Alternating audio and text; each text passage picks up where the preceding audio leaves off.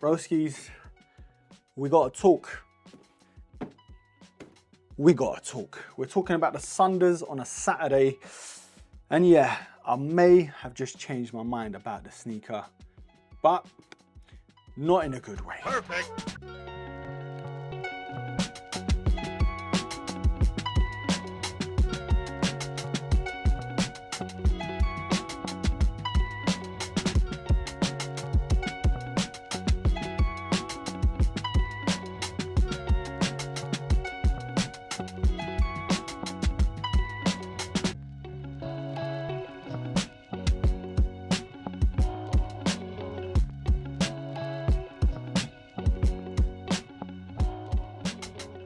Okay, so you know this time of year, absolutely horrendous, especially in the UK with the weather.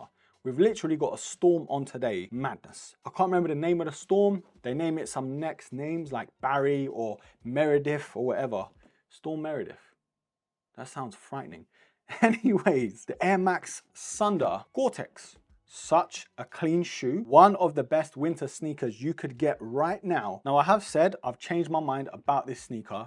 It's just there's one thing we are going to talk about a little bit later that I'm not used to on sneakers, and I don't think I can overlook it. But look, first things first, it's that sort of retro Air Max box, or Nike box I should say, where Jordan 11s have come in this box, where Air Max 97s, Air Max Plus, and so on. But what separates this box from other ones though, is that Gore-Tex stamp. And it says guaranteed to keep you dry, Gore-Tex products. But the actual product sticker does say women's Nike Air Max Thunder Gore-Tex. And the official colorway is black and dark smoke gray. Now this for me is one of, if not the best colorway to the Air Max Thunder that has come out recently. Yes, we had that Canyon Gold, Canyon Orange, whatever it was, super clean, very nice. Did really want to go for them. It's just the Air Max Plus Pimento or Sunset colorway came out around the same time. So I know which one I wanted to get more so. Now in terms of sizing though, with the Air Max Thunder, I have been told quite a few times to go half a size up, and that's what I did. And I'm glad I listened. It's sort of reminiscent to the Huarache in terms of that neoprene sock liner or sock-like feature. Now there is a little bit of room and not enough to go true to size, and the only thing you have to sort of sacrifice is because there's no laces, you have to kind of deal with the wiggle room. But for me,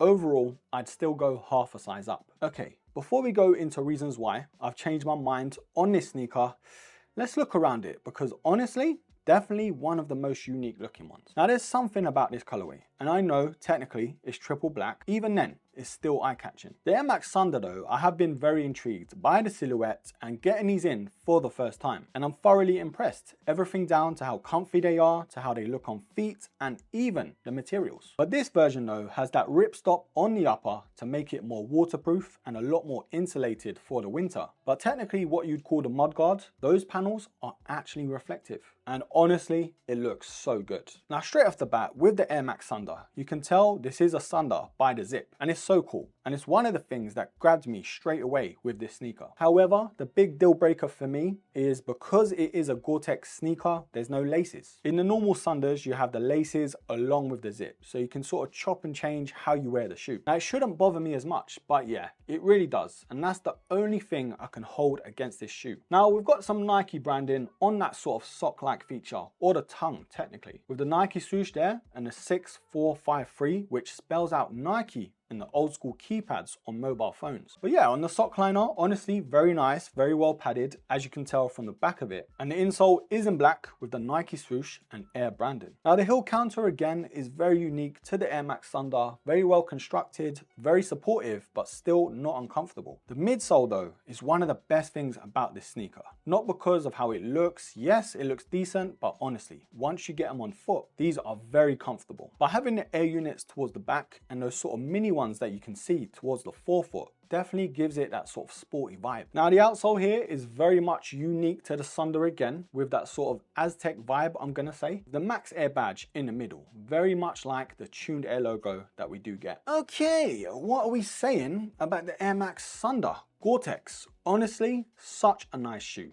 For the retail price though, at £185, these aren't cheap, broskies. Believe me, these aren't. I got these for under £140 on the Black Friday deals, and yes, absolute steal, in my opinion, for what you're getting. But there's something missing from this shoe. And I guess this is the part where you help me out. Let's decide together whether these are a buy or a buy.